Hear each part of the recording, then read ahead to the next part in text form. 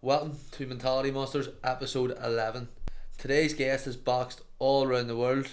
He's fought in Australia, Baku, America, Czech Republic.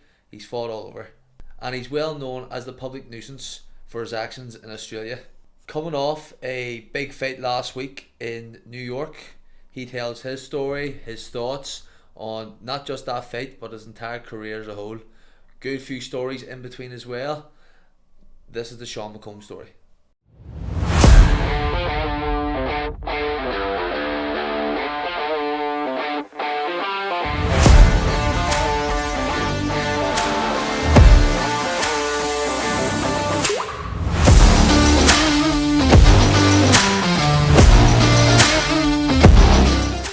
Well folks, what's happening? Welcome to Mentality Monsters. And today's guest is Mr. Sean McComb. Sean, cheers for coming on, lad. Cheers for having me, lads. Cheers for having me. So I'll just start off, usually start off with where you came from and all that there malarkey, but we'll just really address the elephant in the room. Last week, how's your head after all that there? You know what? Like, obviously the support and all was brilliant, and like Caine messages from all over the world, but it doesn't fix it. Yeah. You know what I mean? And I'm just very disappointed about what was at stake more than the actual fight, because it went over to change my life. You know what I mean? If I had won that fight, I was set for life, like family, financially set for life.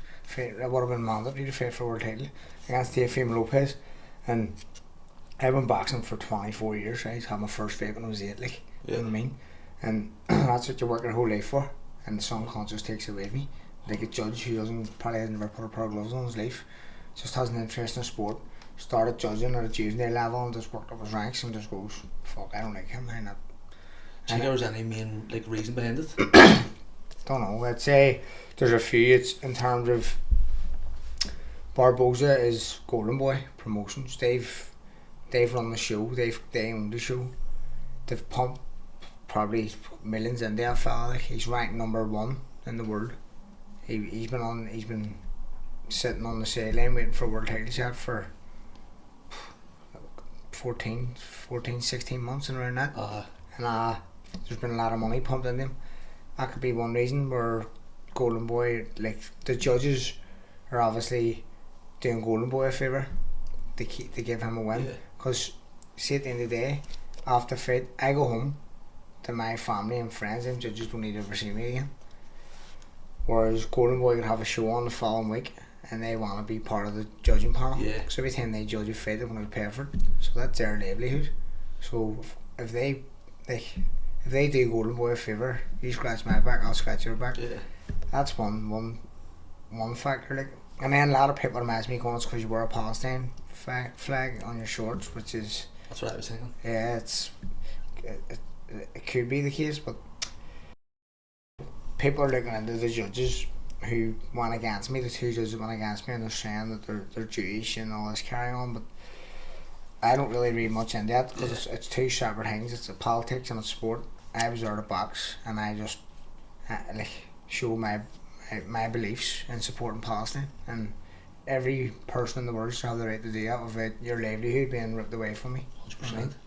Do you think there's ever a chance of, if the appeal is successful, of a rematch? I don't. It's never been done before, so I'm not really optimistic about it. It's never been done because basically what'll happen is if the appeal goes my way, they're basically admitting that the judges were cheating. Yeah. They could open a can of worms for all past fights that people put appeals in for and never went in their favour. So like, I could just open a whole can of worms that's unnecessary. They could just say, we thought this fighter won because X, Y, and Z. Yeah. He was we just thought from where we were sitting, like the angles we were sitting on the side of the ring, it looked like he was the most aggressive boxer, and or certain wee ways to get around it. See the way, this is a bit of a fucking mad one, like to say, but see the way there's like VAR in football. Yeah.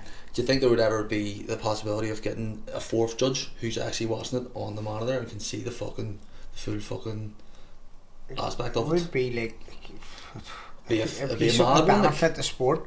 I actually read something, not read, but I've heard of something like that before about potentially being brought in I think it was Charlie Edwards was fighting for a world title a few years ago, and your man hit him while he was on the ground, but he was knocked out anyway. Yeah. And your man got the win, and they were saying we should bring someone in who's watching over us 100%. and analyse the fight while it's happening, and be able to radio down and say, yo, that's the wrong decision, your Yeah. man should be disqualified rather than win him. Yeah. So It's only benefit the sport, I'd that's say. it's like most other sports do it, American football do it, rugby do it, like everyone's doing it Yeah. near enough where like someone's watching over it. Any sport with money in it are doing it, like, and there's a lot of money in boxing, like. Seems to be like, see in amateur boxing you hear about a lot of corruption. Would you say there's the same level of corruption in professional boxing as well? It's right through. Probably not in terms of like corruption at amateur elite level. Like in fact, right through grassroots, right up, it's corrupt because see at the end of the day, judging's only a vote. Yeah. It's only a vote. Who do you think won? Well, I like him, so I'll vote him. And then you'll have the way I always remember, like one of the World Championships and Europeans and Commonwealths, all this carry on. And see the way the draw works in a major tournament.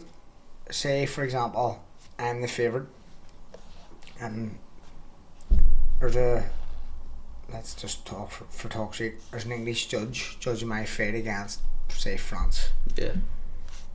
And England's on the other side of the draw.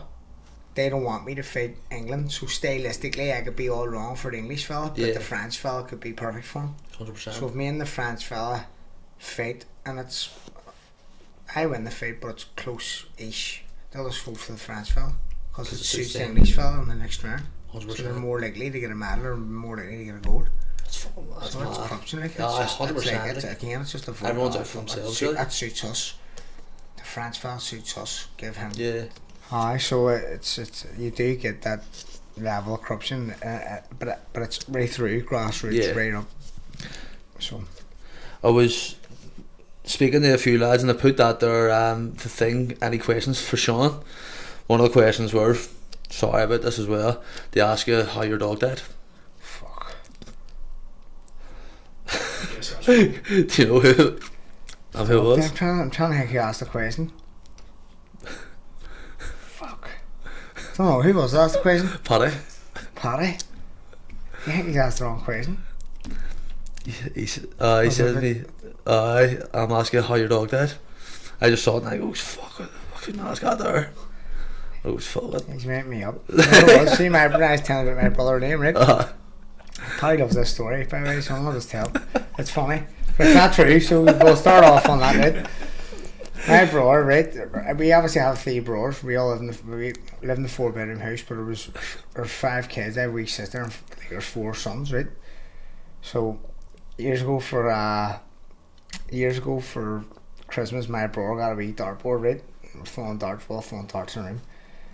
I messed about, but see, my oldest brother, Jared, me and him used to share a room, and then the other 2, Dane and Liam, share a room. So our Liam was saying he was messing about. We had a dog called Matty, which is Irish for dog, and I could put down anyway, but we were playing darts in the room, messing about, and we used to call our Jared Shady Arse, right? And our Liam says, remember the time we were playing darts? remember the time we were playing darts in the room? And he was slagging Jared, like, and he says, and Dee threw a couple of darts and one hit off. You ever see the wee metal bars that go around the dartboard? He says one of the darts hit off that and flew down the back of the wardrobe. Our Liam says, I reached in to grab the dart out. He says, what the fuck's that? He says, he pulled it out. He put his big bit of cardboard and he pulled it out. It was a big pair of hard kick, like a pair of trunks for a shade of him. Our Liam went like that and flicked him out the window. And he says the dog thought it was a frisbee and all afterwards. And caught the trunks and smooth and died. That's a fucking bother. I was so happy about it. He thought I was serious. That's a fucking bother. Liam's a funny cunt. I was telling him he works on the stage. He's funny. He's really that way. Like, I think it was like a family party. Oh, fuck me. And we're all sitting having the laugh, and Liam told that story. Fuck, we were all tears laughing. He's like, every time you the dartboard, no, even his imagination even came up for that. He's like, every time to grab a dart, pull out a big, I thought it was about a cardboard, a big hard trunks. One of the maddest stories I've heard you say was the New Year's Eve. You just missed a flight, so you just booked a flight for New Year's Day, and you just missed that flight as well. Fucking nightmare road. Me and Jay, we were away to Tenerife, and fucking, it was my fault the first one, right? So we were all inclusive, and we were fucking just living it up. So I booked a table in the Waitford. It was Waitford at 10:04, it was Waitford, because we were flying home on New Year's Eve at like 6 o'clock or 7 o'clock. And I says, well, it's a 4-hour flight, Jay, we'll get home for 11. I'll book a table in the Waitford, and we'll get all the lads to meet us there, and then we'll bring the year in the Waitford. He's like, oh, I do that there. So I was on I booked a table. I contacted one of the fucking managers in the Waitford to give me a table, booked it for like 16 people. Got all the lads to go, says Jay, right, we'll bring jeans on, we'll just get ready. But showered here and just go home on the drink. Right, happy days. So we're sitting there, I booked the flights, right? And like, me and Jay were sitting there all day. We're making most of this up fucking all inclusive all day. We're sitting sunbathing, fucking loving it, drinking away. And he goes, "You checked us in yet?" And I went, "Fucking nah, not yet." He's like, "Check us in there." It was like 3 o'clock. He's like, "We'll go up and get chartered here and we're at the airport," because obviously the flight was like 6:30. So I was like, "Right, sweet." And on me, fuck's not let me check in here. And he's like, "Let me see it." And me, hold on a second. I just can't, man, what the fuck's wrong with you, mate? Yeah, it won't let me check in. I was around there, Freddie just looked at me and went, "You fucking serious?" And I went, "Why?" I went, "Oh, Jesus, you're a stupid cunt." I was like, "What?" He's like, "At 6 o'clock in the morning." And me, "What do you mean at 6 o'clock in the morning?" I bust out laughing. He's like, "Oh, you done this on purpose?" Started cracking up. "You done this on purpose?" Me, "No, fucking didn't." He's like, "Lad, no, big flights. I fucking need big flights." There was no flights New Year's Eve, none at all. And I was like, "Oh, Jesus Christ, what do you want to do?" So I went on. Looked for more flights. It was flights the next day on New Year's Day. Extortion, because it was New Year's Day. And then I'm trying to get a hotel in Tenerife. Fuck me. Trying to get to a hotel was the hardest part. So eventually we got a hotel. We're like, right, fuck it. Moved up the next hotel. Jay was like, "Fuck, it's New Year's Eve. We may as well just go out with me." Right, sweet. Flight was 11 o'clock next morning. Me, right, up, alarm set, go to the airport at 7 o'clock. Make sure we're up on time. Fuck, we night that night, black. Coming home on the laugh, Jay sitting in the Chinese. I fell asleep like that with my phone in my hand. He's sitting taking videos on me in the room laughing. I was like that. Little did he know my fucking phone died and the alarm was on it. And he didn't set his alarm. And he's sitting like that. Next time I was laying in bed. And I was down there, all I heard was, obviously it was next morning, all I heard was, "Fuck!" I don't know, fucking, he rose like Tyson Fury at the time, and Deontay Wilder knocked him out. He just rose like, "Fuck, what time is it?" I was like, my phone was just like, "I don't know." He's like, he looked, it was exactly 11 o'clock. Our flight was just taking off. He went, "Fuck, no way." He was cracking up at me. He was pacing up and down the room. "Fuck, I just doing my head and get me off this island." And fuck, I was like, "Are you serious?" We couldn't get no flights to Belfast again the rest of the day. Had to fly to Glasgow. I lived in Glasgow at the time.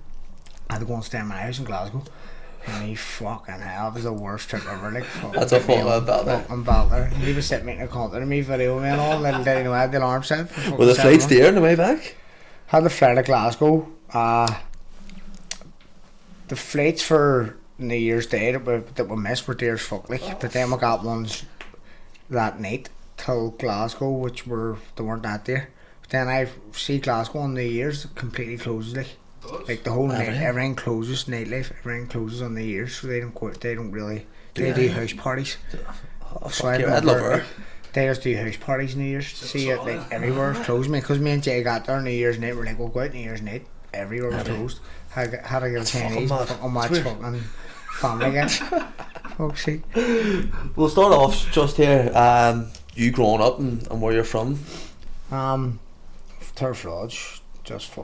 Just a normal fucking like upbringing, you know what I mean? Like, obviously I've saying there are 4 brothers, 1 sister, and just fucking mad out, just bit mad growing up, obviously, just good at life. I did, like, obviously boxing, my older brothers all boxed, and they were all good at it, all Irish champions, and it was just something that I was obviously going to go into. My dad boxed and all of it as well, and then, but people always talk to me now, like, oh, my kid loves it. I didn't love boxing, I was just good at it.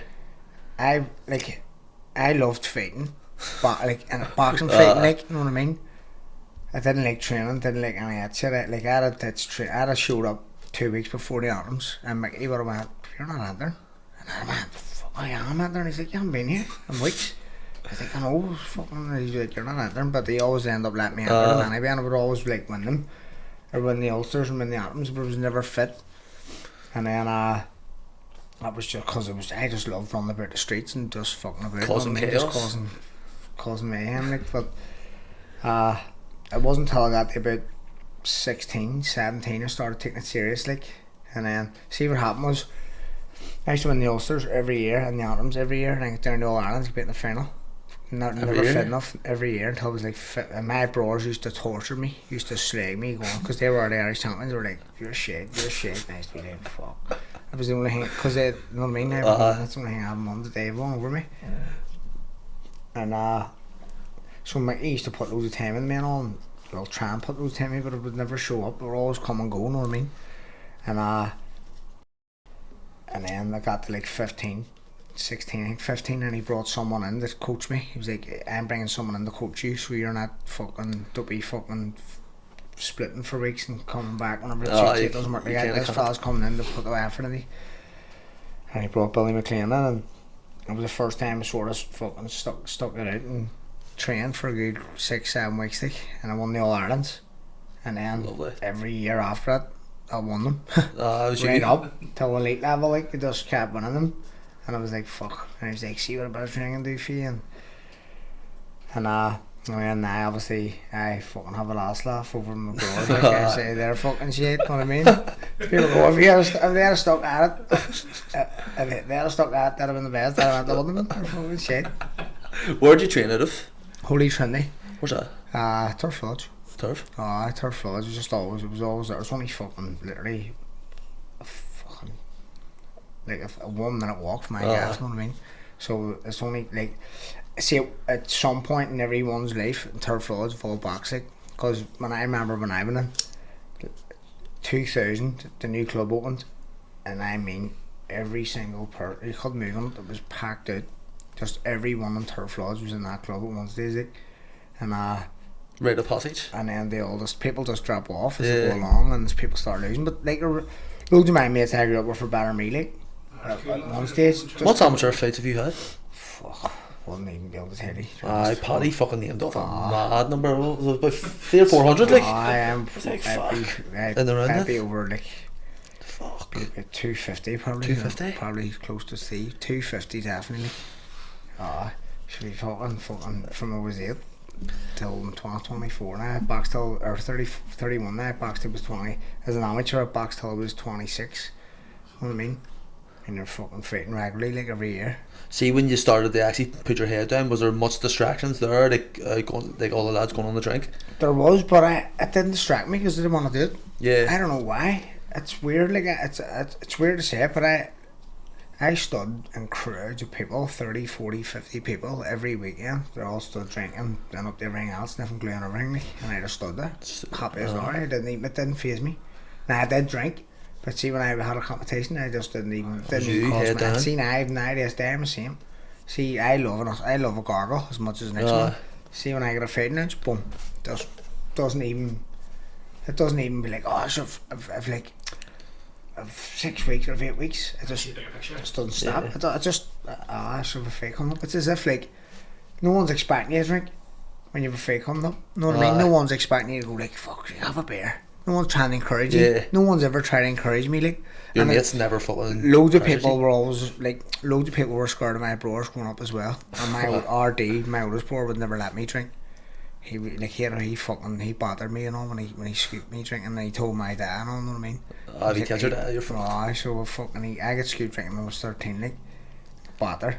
He bothered me, like, and then he told my dad, grounded for fucking don't know how long, like, but I was grounded and all the rest of it, and then I got out and it was a Scottish drink for ages, and then I was sneaking it and fucking here and there, you know what I mean? And then I was a wee bit more, like, more aware of what I was drinking, so drinking and then cutting off at a certain time, so I wasn't going back or anything like that, so you always had that over you, like, and then, but then, even as I got older, and I was allowed to drink, like 16, 17, I was allowed to have a few drinks. I just, when I had a fight, I wouldn't do it. So like, there was distractions, but it didn't distract me. It wasn't something I wanted to do. You know what I mean? I just stood there, and I'm out going anyway.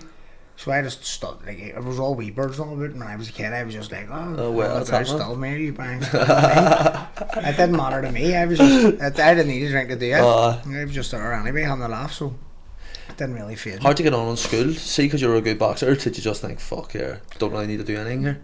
Nah, do you know what, like, see, in school I got fucked out when I was 3rd year, and they let me back in because it was an Irish school, and my mum and dad weren't sending me to, but refused to send me to, like, another school. So like up until 3rd year it was a fucking pest, like, and then I was on like a full-time report. After 3rd year I had to be moved into a different form class, and then like had to be assessed every day after. Serious? Not for like education reasons, just for like behaviour reasons. Like what go through every class with every teacher I had for that whole day, with a form teacher, and then they would write it down, because it was like, it wasn't, I don't think it was on like a trial of staying in the school, but they were trying to make it out to me like, you're constantly being assessed there. You're getting fucked out completely if you fuck up here. If you fuck up here, so. Did you ever do anything mental in school? Nah, not really. Like, that time I got through out, I hit your mum with my water balloons, and she said, my form teacher, and she said I had her with bricks. And, big difference. She was up at Duff, like, she was pregnant, but I didn't know she was pregnant, you know what I mean? And she went ballistic, and then it was at the end of summer, it was right before school started back, and then my first day in school in 3rd year, first day of 3rd year, walked in, we were all standing in the yard before the fucking first bell went, and the principal just come up and just went, meet Sean McComb. And I went, the fuck's what have I done now? Because it was outside school, you know what I mean? I didn't think it was going to happen, bring it into school. And she just went, I'm not teaching him. She was my form teacher, she was like, he's not in my class, no way he's going to be in my class. And then around all the other form teachers, and they were like, not a chance he's going to be in my class. Like, and it just went on, and then they were like, look, you hit her with bricks, that's assault. I was like, I didn't hit her with bricks, I fucking hit her with a car. I hit her car with water balloons, and she got out of a car and I threw water balloons at her. I'm like, it wasn't water balloons, it was bricks. I was going, fuck me. So, but I didn't do anything mad, nothing mental that way. It was just, and then once I got to like 5th year, like, I was going, I ain't getting out of here, I'm not staying in school, I hate it. And then my dad says to me, look, you're not doing a trade, because the fucking, after was when the fucking, like, recession hit. Our name was out of work, bricklaying was out of work. Like, Dave was lucky enough, he worked for Phoenix Gas, but Dad was like, you're not doing a trade. You can fucking, if you're doing a trade, you're paying housekeeping this house, you're buying your own clothes, you're fucking, you're not like, you're paying your way. He's like, you can do that, or you can stay on school. And I was like, do what? He's like, I don't give a fuck what, do sport, do something. But you're not, here was, if you do that, we'll still pay for your clothes, you'll get fucking Christmas clothes, you'll get paid for everything. You don't pay housekeep, you can teach you want, so as long as you stay in school. Fuck it, then I'll stay in school. And just stayed in school and done A levels and sport. And 2 years in school were just like, just get me by to hang on to boxing. And then I went to TAC to do an hour sport diploma. My dad was loving it, but I never went because I was in Dublin training, like full time, but I wasn't getting paid. I was only getting like like travel expenses and all paid. I was like, I think it was only like 18 or something, and they were like giving me expenses. But I was going to Austria to box one day, and my dad was giving me a lift down to the bus station. It was like 6 in the morning. He was like, what's the crack in? Were your results? When did you get the results for your diploma? And I went, what diploma? I went, for TAC? I went, I haven't been to TAC in 6 months. And here cries the car. He goes, what? What do you mean you haven't been to TAC in 6 months? Me, sure been training. Training where? Me in Dublin. He went, you fucking having the laugh? Went ballistic. Fuck. I was going to box in Austria. He's like, seeing you get home, I'll fucking speak to my homie. What do you want me to fucking do, like? That ship sailed. Oh, that ship well sailed, folks. See you later. He thought I was going to attack all the time because he gets up first part in the morning, he's away. You know what I mean? I was going, oh, I see you later. I'm not going there. So were you going up and down each morning? Ah. Fuck yeah, that's some journey. Well, I was staying for a wee bit, and I was telling him that I was getting work handed to me to do down there. And then I was I was back in Belfast for like 3 weeks, and then back there and shit like that. So he thought I was making it work. And they were giving me a buy ball because it was a sport diploma. Because of sport. Fuck's sake, no chance. See with the Ulsters and then the All Irelands. See when you win the Ulsters, and do you go on to the Ireland team, or is it All Ireland and the All Irelands? When you win the, Fuck. when you win the, I'll fix it. It's nearly that good. Oh, go. Is that right there, is it? Alright, perfect. So when you're a senior boxer and elite boxer, you have faith. When you win the All Irelands, you're on the Irish team. Yeah. You're like number one, so you go to all the major tournaments. And then when you win the Ulsters, you're on like an Ulster high performance. It's like it's a gateway to training, like with the national team. Yeah. But not being paid for it or being funded or anything, or getting an opportunity to be funded unless you can, like, sometimes when the number one's injured, you'll get an opportunity to go in. Yeah. So you will be considered as an Ulster champion to go to a tournament and get a medal. If you get a medal, I think it's 2 at the minute now, that's the criteria. If you get 2 international medals, you can go on like 12 grand a year or something like that. Fuck yeah. And it's tax free.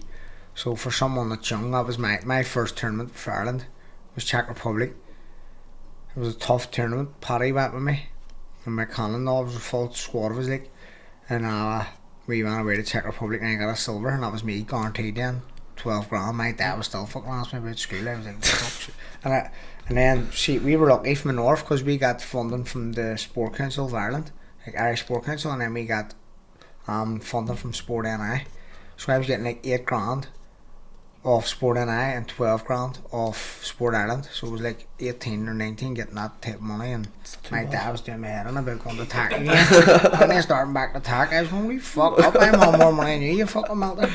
So that's how it worked out. And then I ended up fucking obviously just being full time at the boxing. There wasn't much more you could say about it. Well, folks, what is happening? It's sponsor time. So today's sponsor is Inferno Sunbed Studios. It's on the Antrim Road beside Trinity College. So as you can see, it's fucking working wonders on me. It's elite sunbeds and gives you elite tan. So see, when you were growing up, who would have been your early idols in boxing? Or is there anybody who influenced your amateur career at that stage? Like obviously Mickey, my amateur coach Mickey Hawkins, he stayed on top of me, obviously, like looked after me. It sort of kept me out of trouble. Yeah. Because I was fucking barred from Holy Trinity premises. Like, I robbed the youth club when I was a kid. Me and about 4 or 5 mates, money and tower on me, bastard. And now it's like an armed robbery. And they're like an armed robber, fuck's sake. So I was barred off all Holy Trinity premises, and Mickey sort of stuck his neck in there and brought me in when there was no one else there, just to keep me training, to give me no like for tournaments. So he done that for a while until I represented the club, and then his brother Harry, he's like the chairman of all Holy Trinity premises, including the church, the youth club, the boxing club, everything, and the parish and all. So he was like, it's not, I think there was a wee bit of an argument over me still being allowed to box for Holy Trinity, and I won obviously, and then I just sort of faded. Yeah. I mean, it was gradually brought back into the club again. So Mickey would have played a part in it, like, but then we were very fortunate because we had like Damien Kelly, Brian McGee and all training in the club, Bernard Dunn, world champions. Yeah. Who we got the chance to watch and like up to and go, fuck, that's right. I want to be like when I'm older, like, you know what I mean? They were like, Damien Kelly was driving a big fucking Subaru. He used to get a Subaru a brand new Subaru every fucking year or something. And I was like, fuck. And I used to love cars, you know what I mean? Fuck me, look at that big Subaru and Pratt's outside. And that's what I want. And he had a red one, then he would get a blue one. Then I'd go, fuck, that's the life you want to live like. And plus he was fucking class to watch as well. So we were lucky to have that. And then obviously my brother D played a big part in it as well, because I say he kept me fucking from drinking, and sort of tiptoeing around turf to stay away from him, so he wouldn't catch me up to no good. So it was, you were always on the edge of him a bit. Is Dave on that story about the fucking sea So Dave was strict. He's not so cunt like, but he was strict on me like, and it was obviously just to benefit me, you know. Yeah. And it played out in the long run. Plus Dave was like fucking 5-time Irish champion as well, so it was another reason. That was another person I was like, fuck, that's what I want to be like. And then obviously they were giving me Liam and D, and they were giving me stick about not winning the Irish title, so Now he's sitting saying you, that's it, maybe like. 100%, still doing my fucking head on it. So 2015 you went to the European Games in Baku. What was that there like? Powerful, one of the best experiences ever, because it was the first ever like European Olympics, and it was just, most people went, like Katie Taylor and all, they were like, fuck, this is like, their experience of it was like, it was better than any Olympics they went to. The food was better, the setup was better. Baku, like Azerbaijan, you would think best around, it's not a great country, fucking unbelievable. Loads of oil and all down there as well. So there's plenty of money, they're really, really fucking looked after us. And obviously, because I had a great tournament as well, it helped the experience. And just from start to finish, I thought it was unbelievable. Just you're in a big athletes village with all different athletes from all different sports, and then just the whole experience. It was my first time in an athlete as an athlete being in like a village experience and being around that there, like, obviously, so it was fucking unbelievable. And Paddy was saying that there's unlimited grub and all. Well, at the Olympics one, is that the same in the European one? Exact same. It's same as all villages, Commonwealth Games, everything. So when you go, you can go on it. You can, like, there's a 24-hour big massive games room. You play fucking PlayStations all night. You want, you can fucking table tennis, snooker, pool, fucking Xboxes, like Jenga, fucking everything you think of, and you go in there and you're just, there's all different athletes from different countries there, and you just go over and talk to them, and you're like, what's happening? And you're just, obviously there's probably a language barrier, but you always find a way to get around and talk to them. And one's a runner, one's a boxer, one's a fucking table tennis player. You're just talking to all random people, and and then you see each other every day, and you're bypassing people, and you just start to recognise people, and you're like, well, and you always nod to people. Then you go in the canteen, and it's 24, and you've all different stations of like Italian food, Asian food, fucking, and it just goes round in stations, and you can just, it's just buffet. That's dangerous, especially trying to make weight. For boxing, we don't benefit from it as boxers. It's the competition, so that's what happens. Sometimes you be like, I can't wait till this is over. Then you like, fuck, because you're surrounded by it, and all the other athletes are fucking like swimmers and all. They need to eat as much as they can, so they're just coming down with plates and plates and plates, and it's good food. It's proper good food. Like, do you ever struggle to make weight? Nah, I did. Anytime I struggled, I just moved up, because I'm lucky enough to fucking have, say, like, height in my favour. So like, obviously I'm skinny, but there's been a few times where I was like, fuck this, I'm moving up, even though I still could have made the weight. I was like, I was fortunate enough to go, I'll still be able to move up and be tall and big and fucking hold me own, like. But like someone like Paddy did move up once, but he moved straight back down again because he's small and he just felt, or I didn't, you know what I mean, it suited me, like, to move up whenever I eventually did move up. And every time I did move up, it was when I was struggling a wee bit, but when I did move up, I got better. It let me focus more on boxing rather than losing weight. Nice. You know? See, when you were doing that there, what weight were you fighting at in the European Games? 60 kilos. 60. And then 63.5 just, but pro is different, like. But when I moved up this, I was 60 kilograms for that whole, like, 3 years, and then we went to World Championships, and I lost the World Champion on a split decision to qualify for Rio.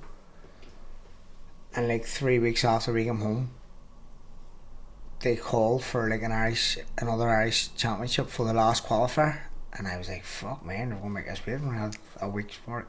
I'm just finished the 2 week break. And checked my weight, I was like a stone overweight.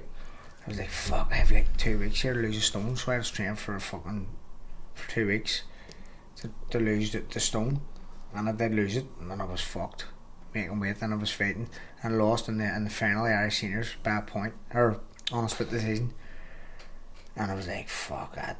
So I didn't get the real last qualifier because I couldn't make the weight anyway, and I moved up. So they tried to sign me at the weight above because when I used to spar the fella who was the weight above, I would have always got the better of him. Yeah. So they were trying to pick their strongest team. So the coaches picked me, but then the board, the IABA stepped in and was like, it's not happening. He's not going because he's not number one that weight. And they were like, but he's going to be part of our strongest squad to go to qualifier. Yeah. And it was all politics. So they flew me out to Azerbaijan again for the last qualifier at the weight above, which was 64. And we're like, it's not. Zar, the head coach Zar didn't have a balls to pick me basically. And John Cannon mixed that was like, Zar, you know your fucking strongest team. We're trying to get boxers qualified for the Olympics. Pick your strongest team, put Sean on it. And Zar was like, my job's on it. He's a foreigner, he's Georgian. He's like, my fucking job is on the line. I can't fuck. He's like, your job's not on the thing. Because when Sean qualifies, you'll be a hero for it. And he's like, no, I can't fucking take risk. I can't take risk. And I didn't go to the last qualifier, so that's why I didn't go to the Olympics in Rio. So you flew out to Azerbaijan then that time for fuck off. No fair for like 2 weeks, and they assessed me out there. They flew me out to assess me right before the qualifier. So it was 2 week training camp, and then the last world qualifier.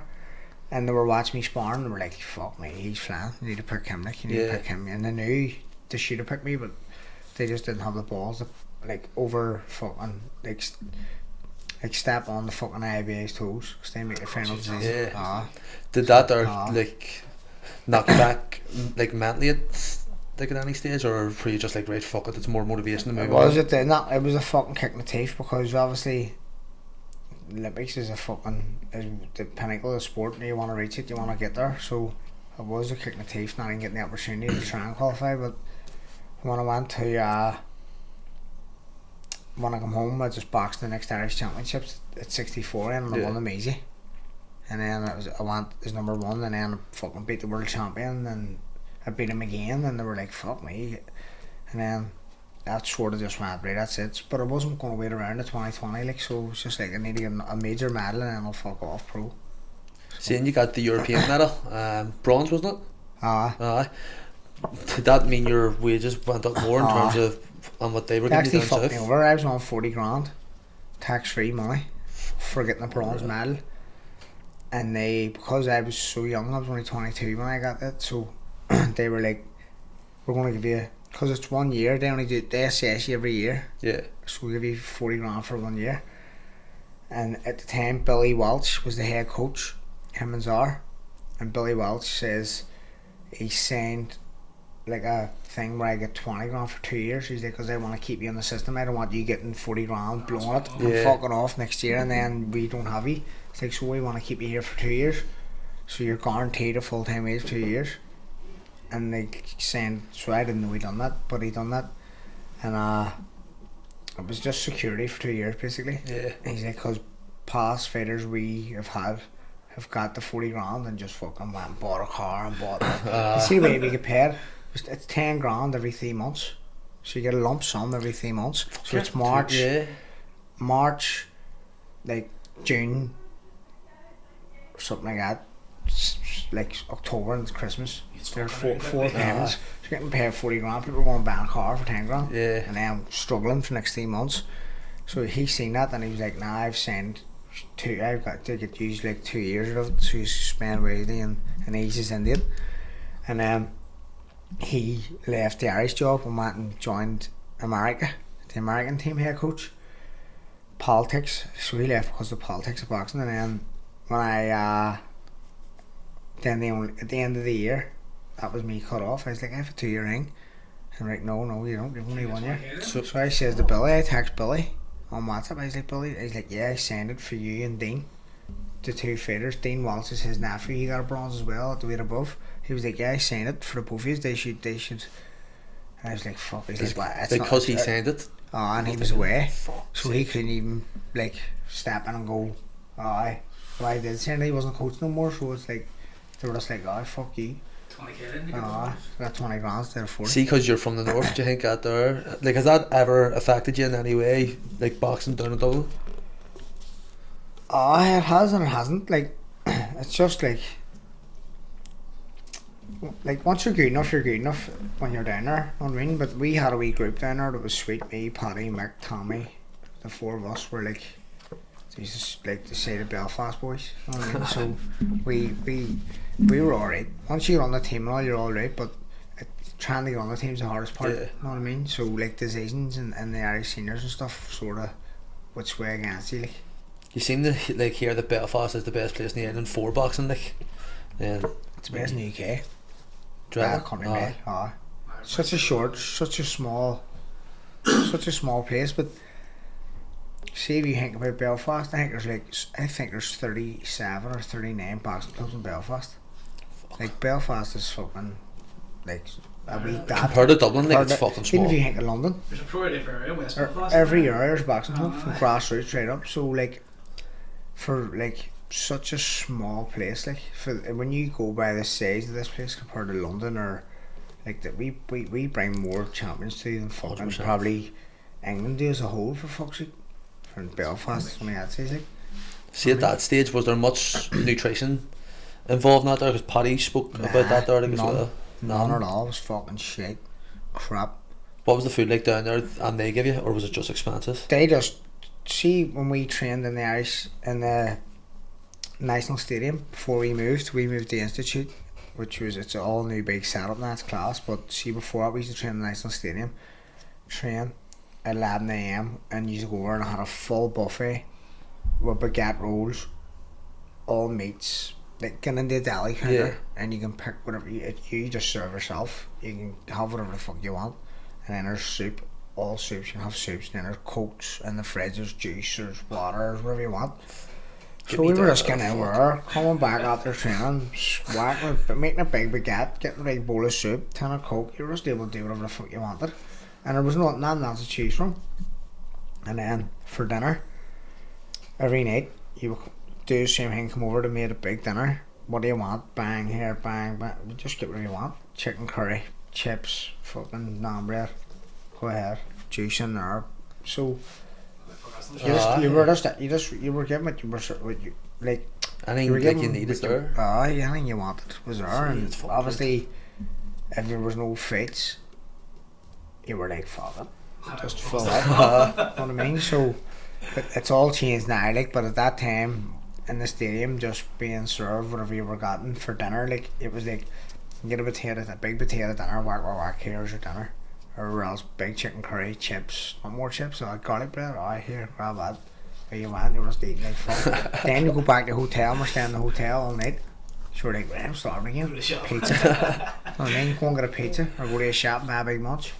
It was just like fucking, obviously as a boxer you had to have some sort of control, like, but you're stuck out in a hotel on the M50 going, I'm fucking starving. Want to get something to eat, lads? 2 for Tuesday. Motherfucker in the Domino's. Tommy McCarthy, right? He's in the Mara. Tommy McCarthy convinced me the pizza makes you lose weight.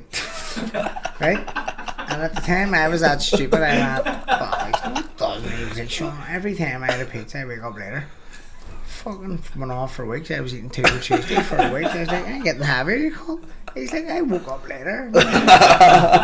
You're a fucking cruiserweight. You're a heavyweight. I'm a fucking lightweight. I mean, you're eating the same portion size. Fuck shit. Fucking brutal. See, when you look back on it, do you enjoy your like amateur career more than professional in terms of the crack you have? I miss it. Like, I do miss it big time. Seeing our thing as well. Me and Paddy especially were very lucky because we stayed in a team environment, even though professional boxing is a very individual sport. In fact, boxing is an individual sport because you're in the ring, you're only doing your own training, but you're in a team environment. As an amateur, you're around a team, you go on major tournaments for a team, you have crack with a team, you go out for a drink as a team, you do all stuff as a team. When I turned pro, we went to Glasgow and I was with Paddy. Me, Paddy, Tyrone, Sean McComb. There was 4 of us over. It is like near enough like a team, and we all lived together, and we all still had crack together, and we still fucking had like the same crack, probably more so because there was no rules. You know what I mean? As a pro you can do whatever you want, and as you turn pro the fights get easier for the first wee bit, So you're able to just go fuck it, out in a drink or do whatever you want. You know what I mean? There was no control. And I was like, fuck, we're in Glasgow, so I was out, I was single at the time, and when I turned pro, I was out going, fuck, I'm going for a pint here. Like, Tom McCann was like, fuck it, I'll go too. You know what I mean? They were out in a drink, and he looks like he loves it. He loves it. Fucking mad cunt. He was like, we went to Liverpool for training camp, right? He was fighting Jack Carroll in the Odyssey. Big fight. And it was like 2.5 weeks out, and we went, fuck it. My mate's in the nutrition, Stephen Floyd, he lived over at him. He's like, what's crack, lads? Meet up. Was like, well, I'm gonna go for a beer. I had no fights, so I was like, like that. I was fighting on the same car, but it was my debut. I knew I was fighting a journeyman, so I was like, fuck it, we'll go for a beer. So we went to the beer keller, me, Tyrone, Paddy and Floyd met us. Paddy wasn't drinking, I think because he was fighting for that world title that time. Me and Tom were sculling pints, like fucking Floyd was sculling pints. And I was sitting there and Tom just goes like a sheet weight. Our coach Danny Vaughan walked in and he just went, and I went, he's like, where's Danny? And Danny just pretended he didn't see him, walked past him. And I was like, oh Jesus Christ, is it? And he's like, there's Danny in there. And I went, fuck off. And Tom was like, I need to go. And then Danny just walked straight in and went, Tom, what the fuck are you doing? You're fighting the biggest fight of your career in just over 2 weeks. You're in Liverpool. Jack Carroll's from Manchester, like a stone throw away. Do you not think people that don't know who you are? People are going, this is going to go back to him. So you're drinking. And Tom was like, oh, I'm only having one. And he was like, fuck shit, Tyrone. He's like, I don't mind Sean. Sean's fighting a journeyman. He's fit as fuck already. He's not like unfit by taking a few pints. You're fighting Jack Carroll in the biggest fight of your career, like in just over 2 weeks. What the fuck? Was he stupid? He did only have 2 at that stage, but he was planning it. And Tom was like, right, I'm gonna go right. I know you're right, I'm sorry. He's texted me that I'm just gonna split. He split, got a carry, went back to the game. I was like, what the fuck is going on? 2.5 weeks before he fought Jack Carroll, and he lost by a point. Fuck's sake. See the Commonwealth Games 2018. Can you take me through that there? It's like good experience. We were out there for five weeks in Australia. I was out there for in the Gold Coast. Good powerful setup, like and then obviously the competition started. Luke McCormick was his favourite and I was second favourite, and there was no like seeding usually when you go to a major tournament. They seed the boxers to keep the 2 best away from each other so they get the best final. Yeah. But over there was no seeding, so we drew each other right away, and I lost on a split decision 3-2. Definitely won the fight, like definitely won it. That's another one of them things. It's just politics and boxing. But I was like, fuck it. Loads of my mates lived over in Melbourne and they all travelled up to the Gold Coast for the weekend. So I was like, fuck it. Went out on the drink, and then obviously fucking it's the same thing. You're in a village, same as the European Games. But see, when you go in the village, you have an athlete's accreditation. It's like a passport. You literally cannot get in there. Even if you have a passport and you say, I forgot my accreditation, they're like, where is it? You need to go and get someone to get it. You're not getting in here.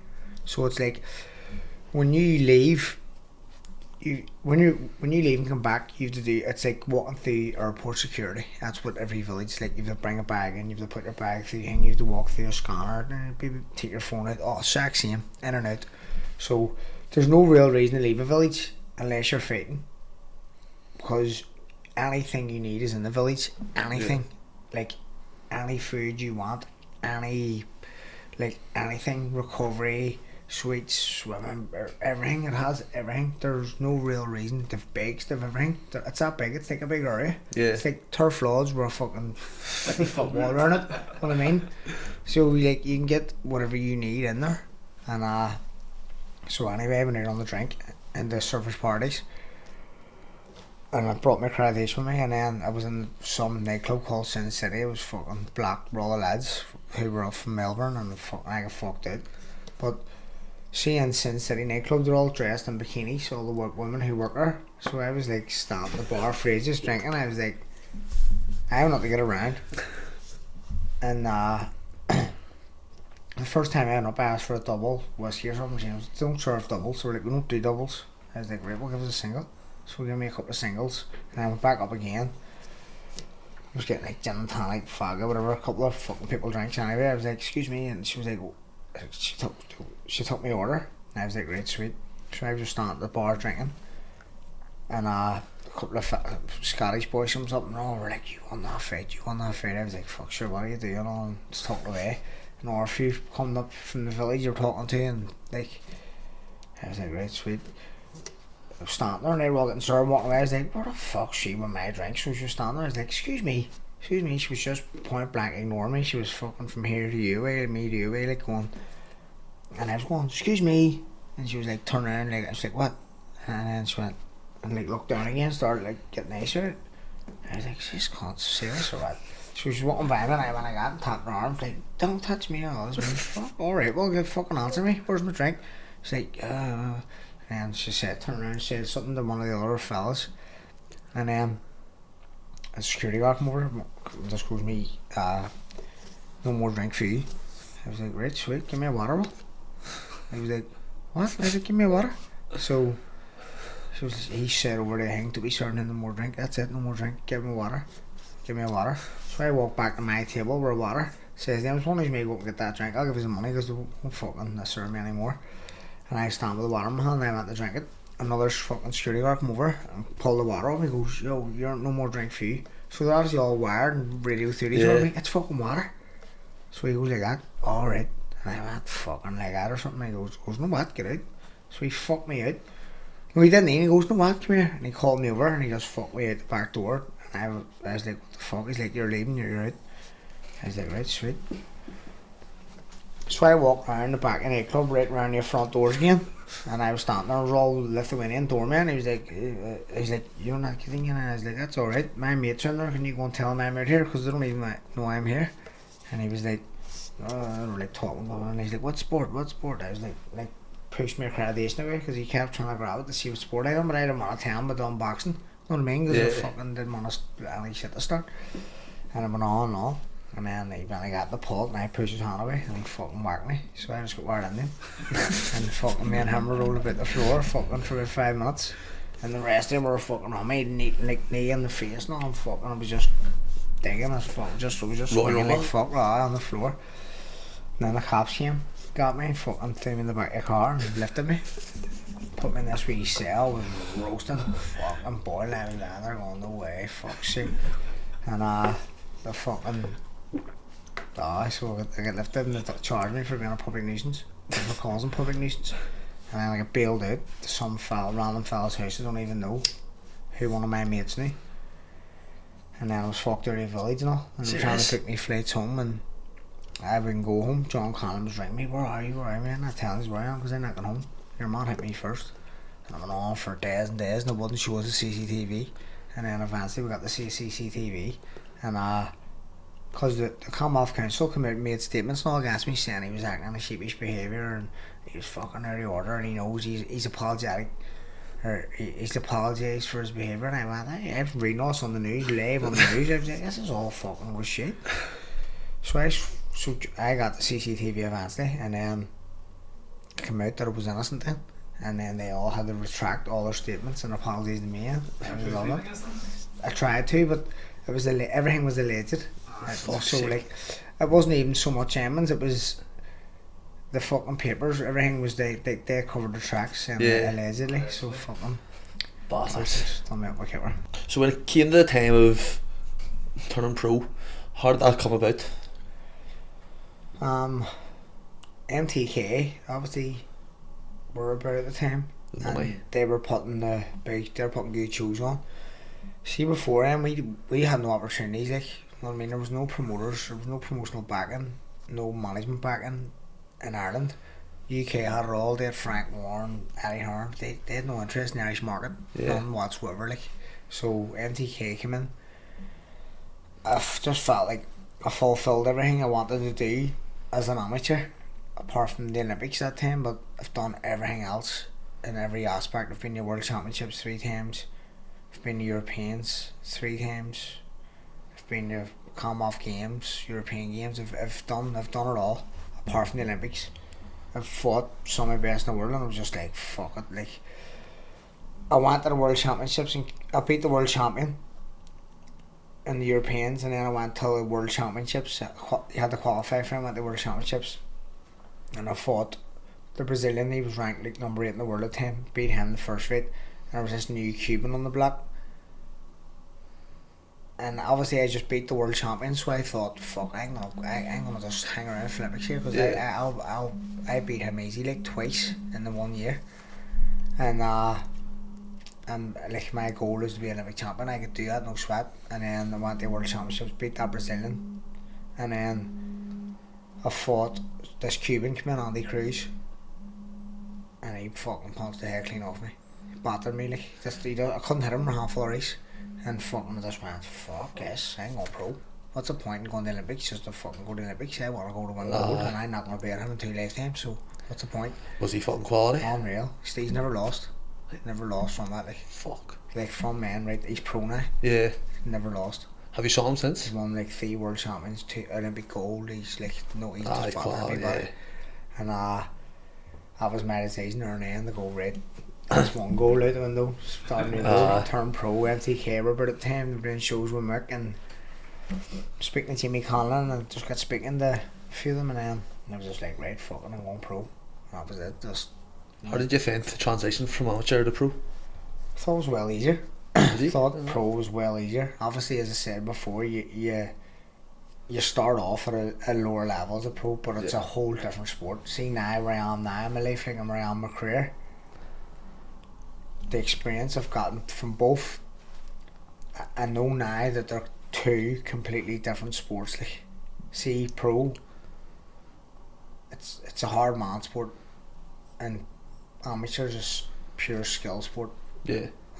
Obviously having that skill from the amateurs in the pro game really, really helps, but you need to be a hard man too, like, because the amount of people I know who are absolutely phenomenal amateurs can't do it as a pro, like. Wee small gloves, fucking hard, like getting hit by a journeyman. Yeah. Who's probably only hitting you 2 or 3 times around, if even anywhere. Like, you're like, fuck, is he getting hit with a stick? I swear to God, is he getting tight leather gloves?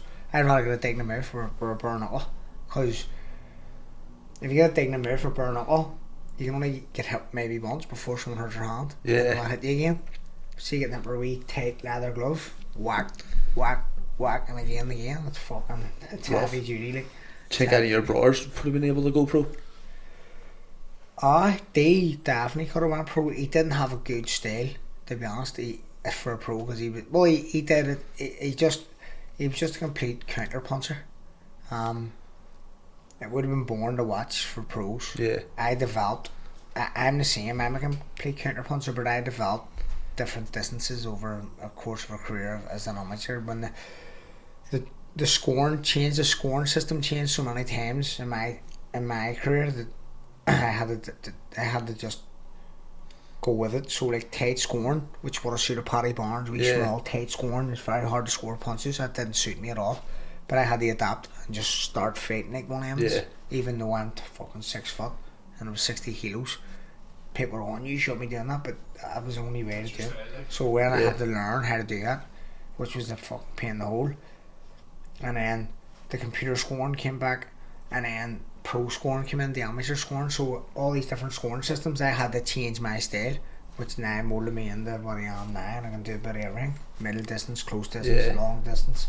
I can do it all. Or do you find it hard to adapt your game, or does it just instantly just fucking... It's easy now. It's hard for the first time, but for me, like, who's done it? Yeah. At the start, I was like, fuck, like, it developing this tight score, I couldn't get the hang of it. Because you're in here and your hands and your arms, your hands are protecting everything. And people are whacked. It feels like you're getting your bodies knocked in. But they're not scoring. Yeah. They're not scoring any shots. They need to knock your head back. It has to be a clear shot, like boom, boom, like you need to get a reaction. But if you're just tucked up in this wee shell and they're hitting all arms, the way they were scoring at the time is like they're not getting 3. The arms isn't the blow. Like getting here isn't the blow. It has to be clear, like boom, around the side where you flinch and go like fuck, or on the head needs to go back. So it was hard for me because there was times I was in fights and people were going like hitting you fucking loads, and you're like still on one, boom, boom, boom, boom, and you come back at the end of the round, and the score was coming out, and we're like, right, it's 1-0. I was like, 1-0? There's fucking 300 punches here. Ah, it's 1-0. So I was like, where the fuck did I get that? Like, but over time you just get used to it, and you trust that nothing's getting through, and then you can have trust that you're not losing, even though you feel like you're getting battered. You're like, now I'm going to fear, and you go back and it's 0-0. Are you always taller than most of your opponents? Always, yeah. 99% of the time, like. Fuck that, it has its like advantages, but it has a lot of disadvantages as well. Big time, especially with that scoring system at the time, and then it's like I find it harder fighting smaller people sometimes because you're punching down. Yeah. Which means you can't really protect yourself. See, you're punching down, you're hitting someone on the top of your head first of all, which fucking wrecks your hands, because they're down here and they're looking up, and you're just punching down, and then you can't protect yourself. See, as a boxer, you're always taught to protect yourself with your shoulders. So if I punch straight, someone throws the same time punch, I'm gonna catch it right here, so they'll hit your chin, and same as a hook. Anything you do, it's like you'll see Floyd Mayweather, he'll use his shoulder for protection every time you punch. When you're punching down there, you can't do it. It's really a swing. There's more people to swing over the top, and if you're not fucking switched on and you just punch down, You don't want to catch one of that. over the top, you're fucking. All it takes one, like. That's all it takes is one shot, like. Your first fight, I'm near sure, I think I'm gonna murder this like and pronunciation. Reinaldo Mora, is it? More, August 2018.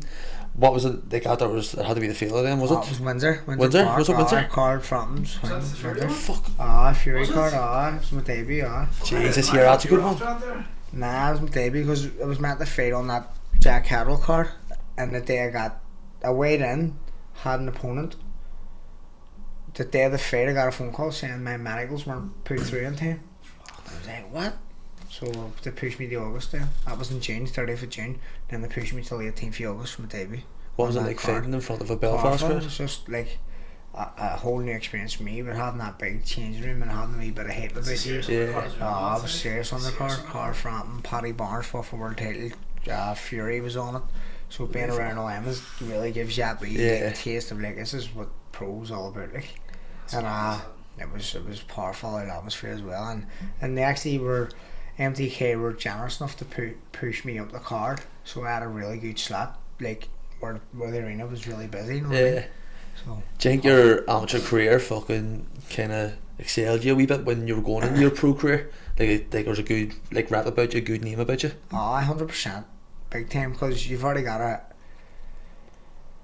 people already know who you are, like, you know what I mean, and they're excited to see what you're about, so there bees hype about you going into their pro game if you have a good amateur background, like, whereas because I had a good amateur background, I don't need to sell tickets or nothing. I was just given a contract, and it was going to get money regardless. I was getting paid straight off the bat, and there was no pressure of going and selling tickets and all this carrying on. All that bullshit. And then like even sponsorship and all, people, if there's a bit of hype about you, sponsors want to be part of it early on, so it did help definitely.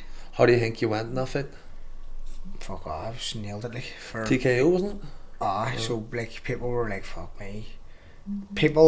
A lot of people didn't think I would like be a good pro because of my style, but obviously again I've adapted to it, and they're like, fuck.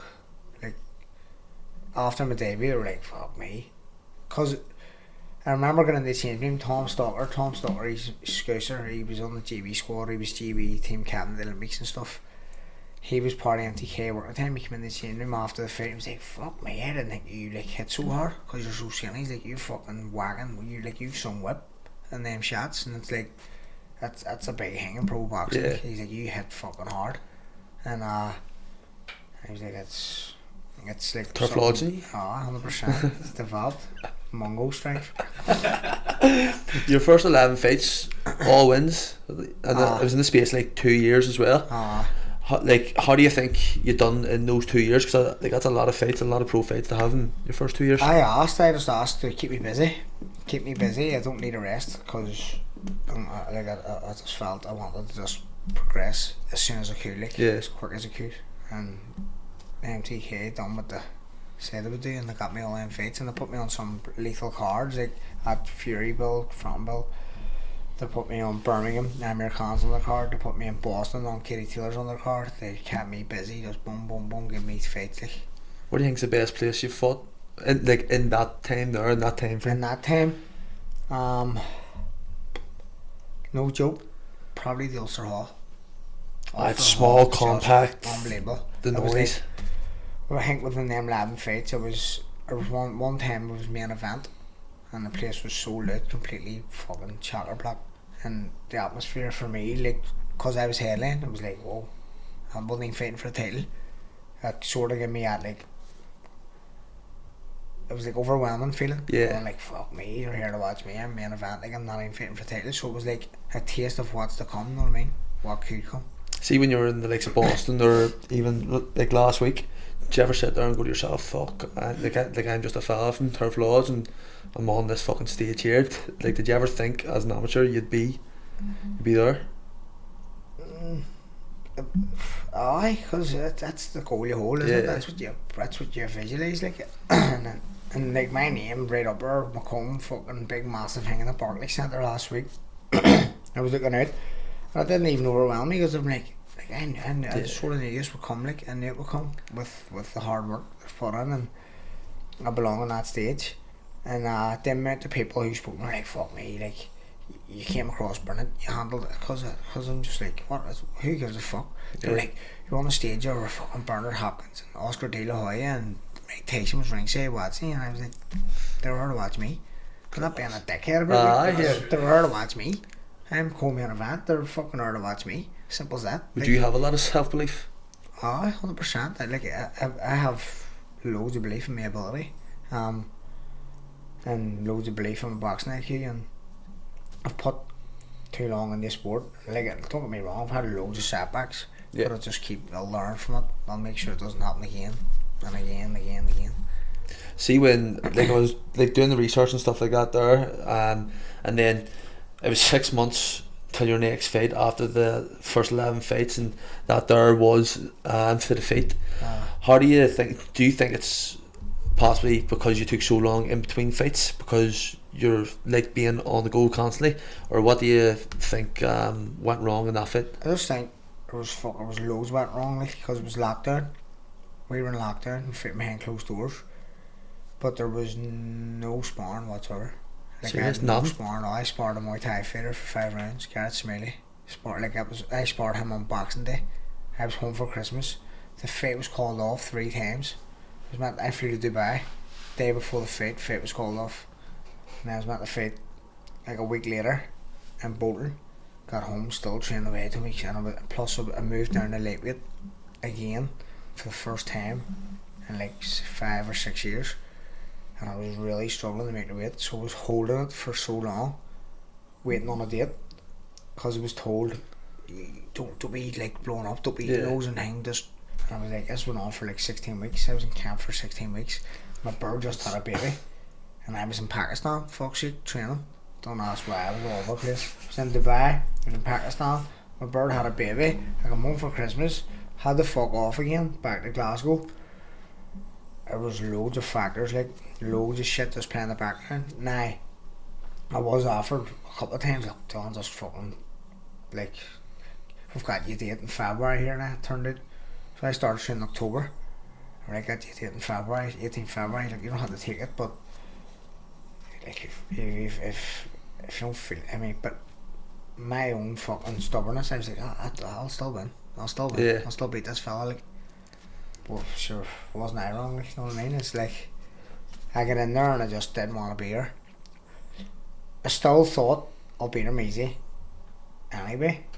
When I got in and he came to fight, no matter what, he was there, he was ready, he was nothing was beating him. His career was over that night if he hadn't won, so he was out to go, right, I'm fighting for my career, where I was just like, see, after the first or second round I was like, I don't want to be here, like, I couldn't be fucked. See, even in the changing before, plus when I got there, my coach didn't show up, he was still in Dubai, so his son was down my corner, and I was like, what the fuck is going on here? Like, I was in the change room before the fight, and Jamie Conlon kept coming to me going, relax, just you do what you're doing, like, do what you're doing. Yeah. You know the boxing game is here, just do it. And I'm just like, I just don't want to be here. I was like, get this over me. Just want to get paid and go home.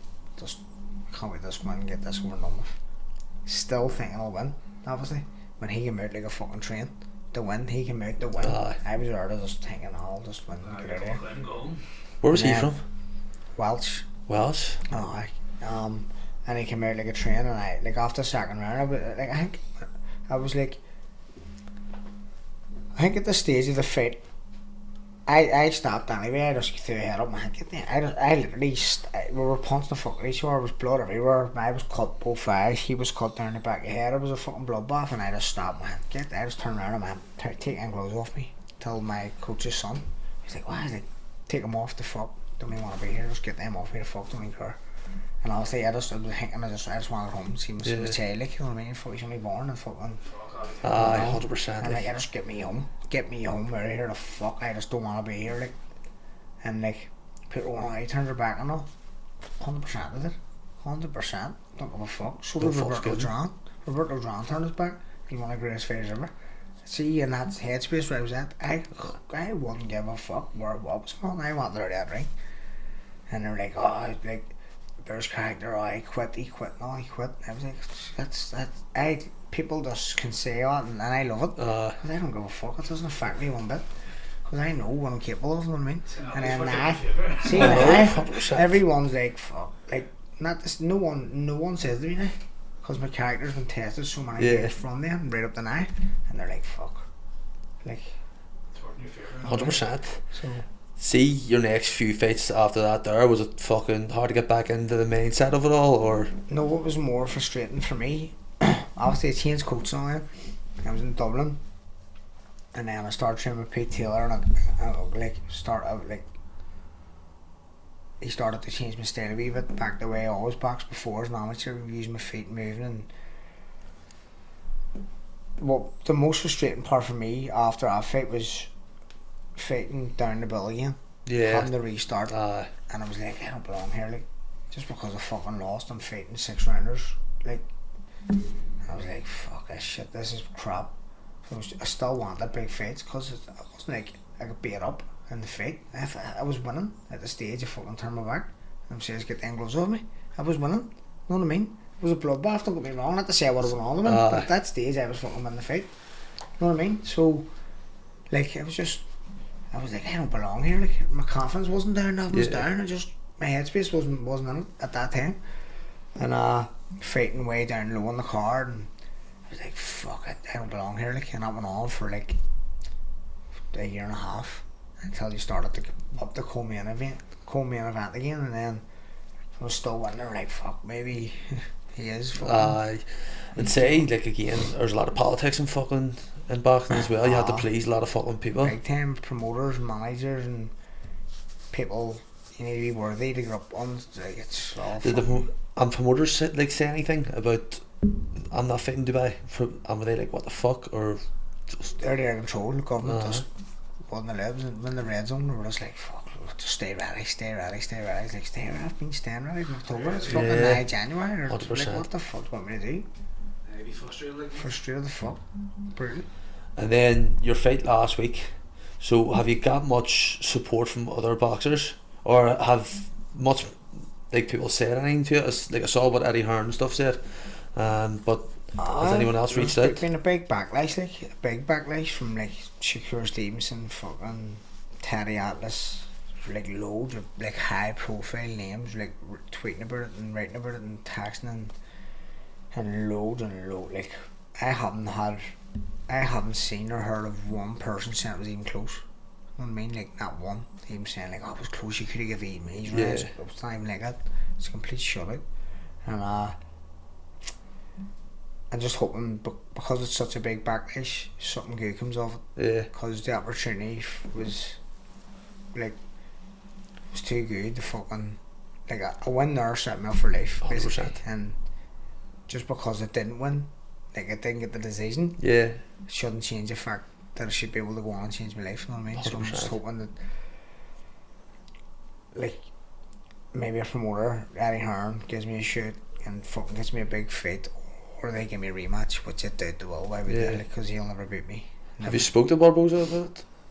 I spoke to him straight after a fight when the decision was called out, and he was like, they know they lost, but he was like, fuck, his dad and him were like, we'll honour a rematch,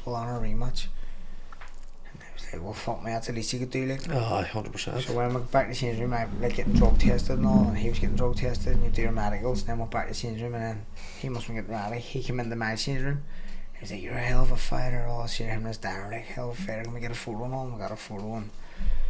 He was like, if we ever need some lefty sparring, we'll get you to LA. We'll pay for everything. And I was like, you lefty sparring for me? You're fighting me next. And he was like, oh no, we don't deal with that.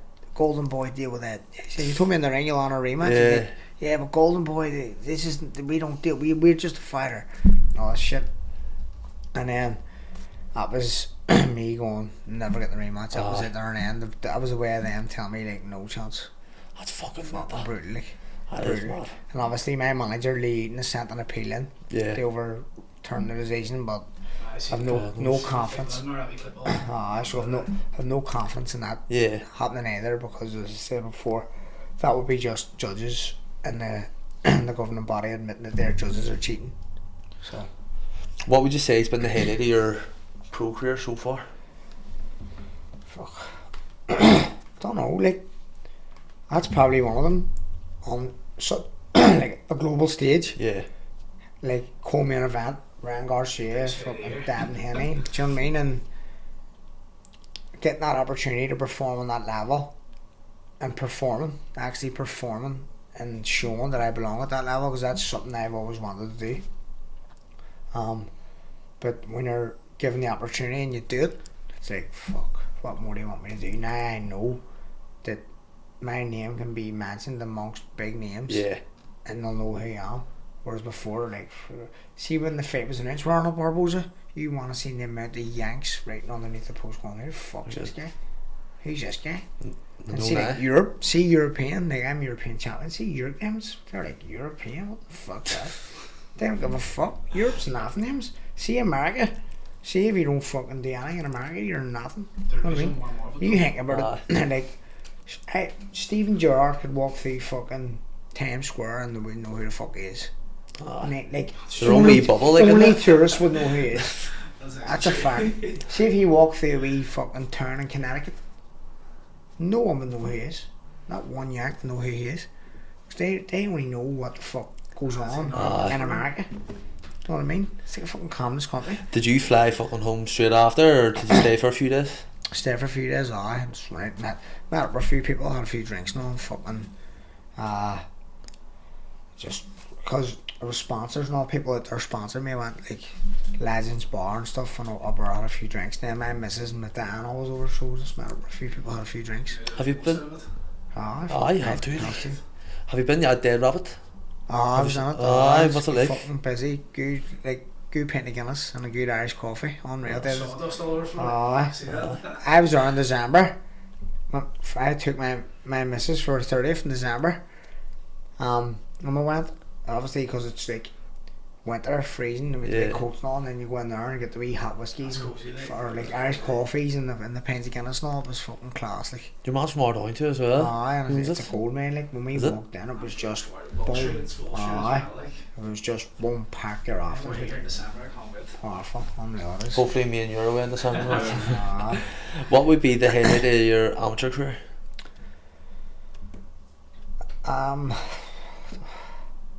Probably winning my first Irish Elite title, like, cause I know I won all, like I won like big honours not internationally, but I wouldn't have got there without winning that Irish Elite title. And see, at the time, I'm competing against people who were already on the Irish team as full-time athletes, and I wasn't. Do you know what I mean? So you're underdog already? Big time, the odds were stacked against me, like big time. I wasn't even the name to be mentioned amongst the names that was fighting. You know what I mean? It was just, and I was young, and they were like, fuck. And you can just walk in your drawers and just say and it was like, that was it. And Mickey Hawkins always says to me for phrases, he was like, when I was a kid, he's like, see, because our club and Holy Family, Jerry Story's club, they're like the two most successful clubs in Ireland. and they have we're neck and neck with Irish elite titles. So who has the most? Mickey Hawkins loves having Irish elite champions. That's his wee fucking thing. So he always says to me, if you win the Irish elites, I'll take any. If you win the Irish seniors, I'll take you anywhere in the world you want on holiday. I was like, right, sweet. When I was a kid, and see when I won them. Now he used to say that to me when I was 12, 13, 14, and then wasn't meant so much again. And then see when I was when I won them, it was 20. See me back senior, I was like, you owe me a holiday. I want to go to Cuba for 2 weeks. And he bossed it out, and he's like, how the fuck do you remember that? First thing I remembered. So that was probably one of the highlights, just because it put me in that bracket of being a full-time athlete, which I always wanted to be, and then it got me on the international stage. I think there's more money. Well, obviously now, where you are, there probably is. But see, before this fight, is there more money in amateur or professional boxing? There's more money in professional. If you reach the pinnacle of professional boxing, there's more money in that. If you reach the pinnacle of amateur boxing and the pinnacle of professional, put them both together, there's well more money in the professional game. But it's reaching that pinnacle.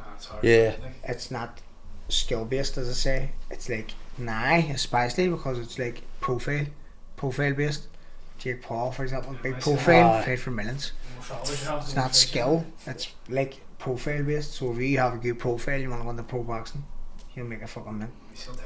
I heard something that it was in the contract that if Tyson knocks him out or knocks him down before the third or fourth round, he's not getting paid or wins in the first 3 rounds. They get that. Hopefully he just goes in and doesn't cry about the money and just beats the fuck out of him. I know, but Mike Tyson's probably making more money on this fight than he made his whole pro career. And he was getting he was I think his highest payday was 20 million back then in the 90s, early 90s, late 80s, early 90s, spunk every bit of it. But he's earning more now. That's cocaine and he is a fucking lunatic. So your best win? Amateur or professional? Both. Amateur would be obviously, well, I've beat 2 world champions, Dinazdev and Sofia Mamiha, two different occasions. Professional, Barboza.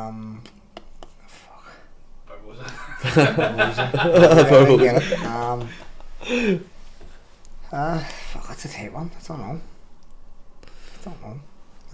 We'll go for it. I'm Barboza. We'll go. Barboza. That one. So Your favourite moment in boxing? Favourite moment in boxing was winning the Irish seniors again, because I won't be here about it. Yeah. Your best sparring partner? Terry McKenna. Hard bastard. Best drinking partner? Fuck. Tyrone McKenna. I would say Marty O'Hara. Now you were Paddy's answer for this, but the funniest person in boxing? I would say Roy Sheehan. Why? He's a fucking lunatic. Just met him. Nice team, man. He's different. He just comes off with the fucking maddest shit. I don't even know what goes through the man's head. It's nothing. If Paddy would probably Teddy. See when he sees this, he go, fuck, I didn't hit him. Because he's fucking, Paddy will know as well, he's a rocket. The maddest person in boxing? The maddest, Tyrone McKenna. Easy. A different type of mad, he's not he's the most, as I know him, he's the most awkward person in the world. But when he's in a group, see if it's a one-on-one, occasionally he's awkward with anyone. But see if it's a group, he's not. He's grand. He's I don't know. He feeds off energy or something. I don't know. And he's see if we go to a deli counter on the way home from Dublin, he can't order himself a sandwich. He needs me to do it for him because he doesn't know what he wants. And he doesn't know he doesn't want to be awkward. I go, what's he get? I don't even want this. I go, why? I don't like this. And I'm like, I mean, what'd you get so much for? He goes, she kept asking me that I want, and I said yes because I didn't want to say no. I'm like, you're a fucking onion, like, so that's, he's just nuts. We're going to try to get him in here as well, like after Tommy. He's a rocket. I think like he'll be class. 30's fucking mental, but as He's well. nuts, and then when he gets that drinking, I mean, he's fucking, he Hard bastard. he just be sitting there, and I just go, shh. And I'm like, what the fuck? He's like, nothing's happening. I'm like, what do you mean nothing's happening? Like, if it goes quiet or dead and there's nothing happening, I go, what the fuck? And he drinks 2 pints, he's black. So this is early doors. It's not even like the night getting everyone's hanging associated with us sitting there and we had like 2 pints, like, and it like, goes quiet. Next thing you'll see a pint. I go, don't, shh. Yes, I start slurring his word, he's black. So I don't know what I come in, I'm black. I go, what the fuck? Who's the fittest person in boxing? Bar yourself. The fittest in boxing, I would say. Oh, the fittest you know. Joint would be Mick Conlon and Paddy Barnes in boxing. Mick Collins, like he's doing a marathon. He's done one there. 250 did? done 250 odds, 252 or something. Yeah. I'm not on it. Have you seen your man who does that there 5k with Chris? He done 7 marathons in 7 days. That's madness. That's fucking fair play to him. Like that's fucking right. Seriously. Can be done. Mental strength. Like, it's just mental strength. 100%. Like, and he usually does that there, like just like 5k a day too as well. Like crazy. Like it's fucking mad. Who's your hardest opponent or opponent? Hardest opponent? Gavin Gwynn. It was just the fight lost as a pro because he came to win and he just fucking put it on me early doors and I had to stand and fight with him for fucking, we only went 7 rounds, but I was like... Did you expect him to come like that there? Nah. I think that's sort of in just where I was in terms of like not having any sparring or anything. It was just like, fuck, get me out of here. It was a tough fight for him, 6 or 7 rounds. I was still landing clean, but he just kept coming and coming. Sometimes that's fucking like you can like beat him as much as possible, and they get up and just keep going. 100%. Like Rocky, for fuck's sake. I know. Fuck's sake. So, if you were to have dinner with 3 people, dead or alive, who would you go for? Be anyone as well, like. Che Guevara, Leonardo DiCaprio, and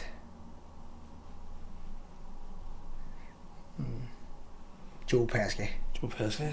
Yeah, that's a mad old table. That is. That's fucking. Let's go on. That is. Che Guevara would be fucking class too as well. Hear some stories there, like more stories on Walt Disney. And then your death row meal, 3 courses. Fuck. I heard you done one with Shane Todd, like, and I like the harp at the end of it, like. It's good shit. Death row meal would be chicken tikka madras, for me, and like masala chips. You need to throw in where from as well. New Delhi. Garlic naan. That's one Nelly town, isn't it? No, it's downtown. Downtown. Because they do the masala chips and all, it's well nicer. Dusted ones. Great. Chicken tikka madras, masala chips, pila rice, garlic naan, pint of cobra, just because of where I am. And for a dessert, it's gonna be fucking coconut martini or something. Use that as a dessert. If we're gonna die, you may as well die black. You may as well be black. Where's your best takeaway? Best takeaway?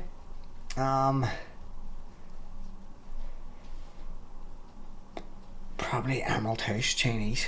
Where's that? Falls? Bottom of Falls Road, facing all those, bottom of my way. New City, no. I got a new study last night, it's great, like, but I wouldn't get it as often. Crystal Palace, nice Northern. At the salt and chili chicken at their Emerald House is happy pops, like. Just give that a try. You go on my TikTok, you'll see it. Fuck me, it's on Your TikTok's fucking quality, like. The guy's going through my videos already all day because I had to clear out just like fucking like memory. And there was one, I don't know why I downloaded it, it was one that, it's the old drink that has it, and then it's just going, shh. I say that's me off that old drink. It does you no good. That's no beefy now. Then your ideal holiday location that you've been to, and then one you'd like to go to. been 2 more months of Ibiza. Can't go wrong with Ibiza, like. Can't go wrong with it. Every year, been 9 times or something. I'm gonna gain here from the stag. It's fucking. I've done it every way possibly I can think of. Like, I've done it stags, mates' holidays, done it with my bird. What's the best one that you've done in terms of them kind of like events, like stags, birthdays? Honestly, maybe my a bird, going with my bird. Serious? With you do everything. Seeing a Yeah. stag, you just sit around the same bar, or standing, talking, drinking. Nothing gets done. You know what I mean? It's like the same itinerary as a mate's holiday. With my bird, we get blacked every night anyway. We went with Ocean Beach. We rented a quad out, went up to a Bay Full Town. We were having drinks on the way, driving from a Bay Full Town, doing all the island hops, like around, all around it. Esfedra, doing everything, and still being able to go and enjoy a fucking load of swag, get black that night, home, back up the next day, do something else. So you're always on the go, and it's you're eating good food and all. We're on a stag, you're just going, club sandwich, yeah, well sure, sure. Oh, yeah, I You was know about what to say I mean? They can't win, you know what I mean? So it's just madness. How do you think your stag is going to go? Fuck, I don't even want to know that. See, as long as I get home, I'll be happy with the fight. That's all I care. And then the last one just here is the most famous person in your contacts. I don't even don't know. I would say probably Carl Frampton, maybe. Carl Frampton. Maybe.